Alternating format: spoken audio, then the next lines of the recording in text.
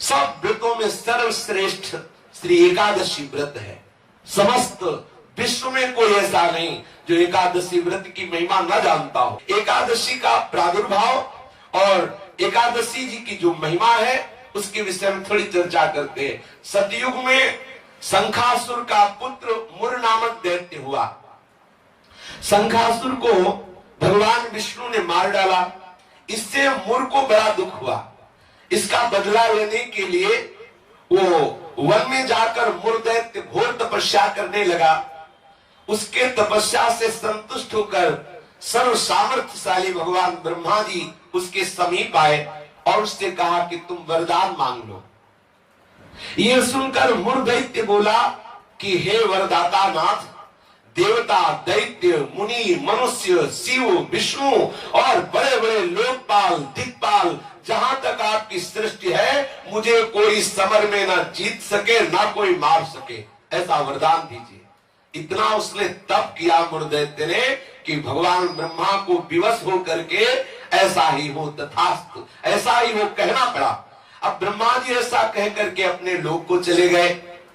अब जो असुर है वो वर पा करके बड़ा बलवान हो गया। जिस लोकपाल के पास जाता ललकार कर उसे परास्त कर देता, क्योंकि मर सकता नहीं।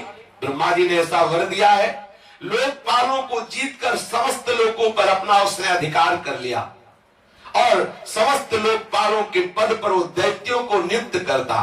दैत्य सदैव विपरीत भावना वाले समस्त ब्राह्मणों को, भक्तों को, गाय को, ऐसे सब संतों को सताना, मारना, काटना, महान अत्याचार मुर दैत्य के द्वारा फैल गया। दुखी होकर के समस्त देवता भगवान शंकर जी के पास गए। भगवान शंकर जी सबको आश्वासन दिए, क्योंकि वो कल्याण स्वरूप है। जब जब कोई भारी विपत्ति पड़ती है तो समस्त देवता महादेव जी के पास जाते, फिर महादेव जी उपाय बताते। जैसे समुद्र मंथन के समय हलाहल विष निकला तो किसी भी देवता की ताकत नहीं कि चख सके। महादेव जी के पास गए और प्रार्थना की तो आज भी भगवान शिव को नीलकंठ कहा जाता है, उसे धारण करते हैं। यद्यपि इनकी सेवा है सृष्टि का संहार करना, पर सृष्टि की रक्षा जहां कोई नहीं कर पाता वहां ये करने के लिए बुलाए जाते। हलाहल विष पीने के लिए किसे बुलाया गया? इन्हीं को तो बुलाया गया। सब देवताओं ने भगवान शंकर से कहा हमारी रक्षा करो। भगवान शंकर ने आश्वासन दिया और स्वयं देवताओं एवं अपने पार्षदों के सहित युद्ध के लिए ललकारा। मुर दैत्य ने बहुत भयंकर युद्ध किया, लेकिन युद्ध में विजय मुर दैत्य की हुई, क्योंकि आशीर्वाद है भगवान ब्रह्मा जी का। अब देवताओं ने देखा दैत्यों की तो प्रबल सेना बढ़ती चली आ रही है। अब भगवान श्री हरि का स्मरण किया, भगवान विष्णु का कि हे नाथ, आप ही अब रक्षा कर सकते हो। भगवान श्री विष्णु जी ने सुदर्शन चक्र का स्मरण किया और मुर दैत्य पर प्रहार किया, पर ब्रह्मा जी के वरदान प्राप्त होने के कारण भगवान के प्रिय पार्षद सुदर्शन ने उसको ऐसे घूमकर परिक्रमा करते हुए आकर भगवान के हाथ पर विराजमान हो गए, क्योंकि ब्रह्मा जी भगवान श्री हरि के ही अंश से प्रकट हुए। वरदान की मर्यादा रखने के लिए सुदर्शन चक्र जी समीप से जाकर वापस आ गए, लेकिन मुर दैत्य को मारा नहीं। अब तो हाहाकार मच गया कि अब ये प्रलयंकारी दैत्य जब भगवान शिव के वश में नहीं हुआ, बड़े बड़े लोकपालों को अपने अधीन कर लिया और भगवान विष्णु का सुदर्शन चक्र भी वापस हो गया, अब क्या होगा? सब देवता भगवान विष्णु से प्रार्थना करने लगे। भगवान श्री हरि अद्भुत लीला विहारी है। भगवान विष्णु युद्ध छोड़कर भाग चले। मुर दैत्य ने देखा कि सबका मुखिया तो भाग पड़ा, इसको हम जिंदा छोड़ेंगे नहीं। वो गदा लेकर भगवान का पीछा किया। मुर दैत्य ने भगवान भागकर बद्री का आश्रम में गए और एक बड़ी ही गहरी एकांतिक गुफा में जा छिपे और अत्यंत श्रमित हुए निद्रावश से प्रतीत होने लगे। मुर ने गुहा में प्रवेश करके दहाड़ लगाई, कहाँ है? भगवान विष्णु को संबोधन किया, कहाँ है तू? उसी समय भगवान के हृदय से एक दिव्य शक्ति प्रकट हुई और वो शक्ति कन्या के रूप में प्रकट होकर अपने परम तेज एवं दिव्य आयुधों से एक क्षण में मुर दैत्य को मार गिराया। क्षण में दैत्य को मार गिराया। भगवान विष्णु के हृदय से एक दिव्य शक्ति प्रकट हुई, जिसने कन्या रूप धारण किया और अपने दिव्य शक्ति से उस मूर दैत्य को क्षण मात्र में सेना से नाश कर दिया। उसी समय देवताओं ने पुष्पों की वर्षा की और उस देवी की स्तुति की। स्तुति सुनकर श्री भगवान जग गए। भगवान विष्णु ने देवताओं से कहा, तुम किसकी स्तुति कर रहे हो, क्या हुआ? बोले, प्रभु आपके हृदय से ये कन्या प्रकट हुई और इसने सब दैत्यों का नाश कर दिया और मूर दैत्य को भी मार दिया। भगवान ने कहा कि ये कन्या जो हमारे हृदय से प्रकट हुई, ये एकादश तिथि को प्रकट हुई, 11 को, इसीलिए इस कन्या का नाम होगा एकादशी। और हे एकादशी, तुम अष्ट सिद्धियों और 9 निधियों की स्वामिनी होगी। तुम में इतनी सामर्थ्य होगी कि जो तुम्हारा व्रत रखेंगे उनके चरणों में मोक्ष लुटेगा। एकादशी का महत्व है उसके चरणों में सर्वपाप प्रशमनम पुण्यमात्यंतिकम तथा गोविंद स्मारणम मेकादश्यामुपोषणम। जो एकादशी का उपवास करेगा वो निष्पाप हो जाएगा। जो एकादशी का उपवास करेगा वो बड़ा पुण्यात्मा होगा। जो एकादशी का उपवास करेगा उसे गोविंद के चरणारविंद की भक्ति प्राप्त होगी। श्री भगवान विष्णु ने कहा, जो तुम्हारा व्रत करेगा वो चाहे स्त्री हो चाहे पुरुष हो, वो जो कामना करेगा उस कामना की पूर्ति हो जाएगी। यदि कोई कामना नहीं करेगा तो मेरी भक्ति प्राप्त हो जाएगी। एकादशी व्रत 3 दिनों के साथ होने वाला बताया। 10वीं से व्रत का उपक्रम शुरू होता है और द्वादशी को उस व्रत का उपक्रम पूर्ण होता है। 10वीं के दिन एकादशी के पहले आस्यम मांसम मसूरान्नम चरकान क्रोधमास तथा साकम मधुपरान्नम च पुनर्भोजन मैथुने दशम्याम 10 वस्तूनि वर्जयेद् वैष्णवः सदा।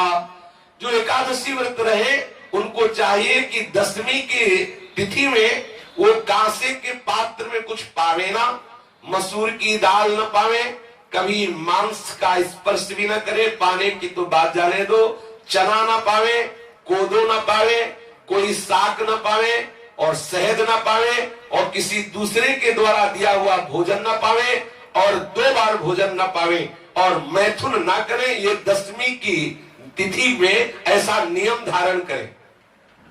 फिर द्वितीयां च निंदां च तांबूलम दंतधावनम परापवादम पैशून्यम स्तेयम हिंसा तथा रतिम कोपम हृणितवाक्यम च एकादश्याम विवर्जयेत्।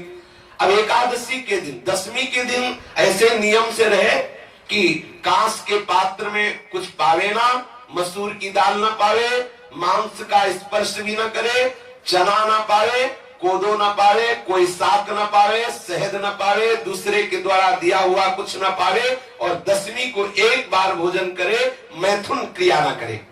तब एकादशी के दिन ये नियम ले कि कभी जुआ ना खेले, ना किसी को खेलता हुआ देखे। एक बार दृष्टि पर जाए हटा ले, जैसे लोग ताश वगैरह खेलते।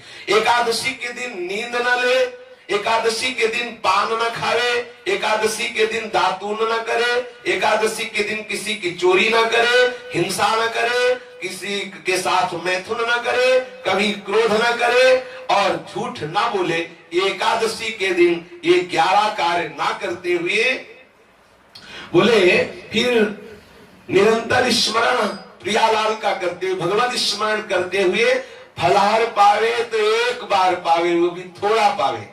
अब हमें तो लगता है कि जितना और दिन पदार्थ पाने को नहीं मिलते उतना तो एकादशी का दिन। बोले अमुक की खीर बनाओ, उसकी कूटू की पकौड़ी बनाओ और उसका सिंघाड़े का हलवा बनाओ, ये वो। अब एकादशी का मतलब क्या है? अरे 24 घंटे उपवास करो या तो बहुत बहुत जल पी लो, बहुत लगे तो 1 बार कुछ फल या कुछ ऐसे साधारण, वो भी उतना कि 1 दिन में मर थोड़ी जाएगा कोई।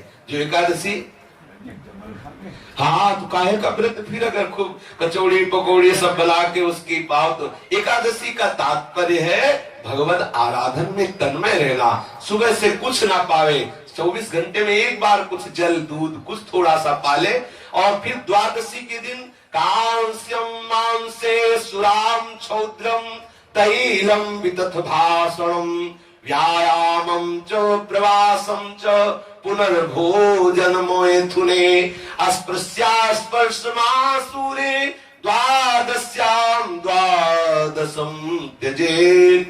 द्वादशी को भी कांसे के पात्र में भोजन न करे, मांस न स्पर्श करे, मदिरा न पीवे और शहद न पावे, तेल का बना पदार्थ न पावे, झूठ न बोले, कस के व्यायाम न करे, परदेश गमन न करे, दोबारा भोजन न करे, मैथुन न करे, जो स्पर्श करने योग्य नहीं उनका स्पर्श न करे, मसूर की दाल न खाए। ये 12 वस्तुएं द्वादशी को त्याग दे। दसवीं के दिन पूर्वाह्न में एक बार हविष्यान्न भोजन करना चाहिए। इसके बाद दसवीं के दिन कुछ नहीं खाना पीना चाहिए। एकादशी के दिन ब्रह्म मुहूर्त में उठकर प्रातःकालीन कृत्य से निवृत्त होकर स्नान करके भगवत प्रसन्नता के उद्देश्य से व्रतोपवास का संकल्प लेकर संध्या तर्पण वंदन आदि जो भी गुरु प्रदत्त उपासना है या प्रियालाल की षोडोपचार विधि से पूजन करे, फिर प्रणाम नमस्कार आदि करे, रात्रि भर जागरण करे, कीर्तन करे। निर्जल व्रत करना सबसे श्रेष्ठ एकादशी व्रत को कहा गया है। पूज्य श्री मथुरादास जी 12 महीना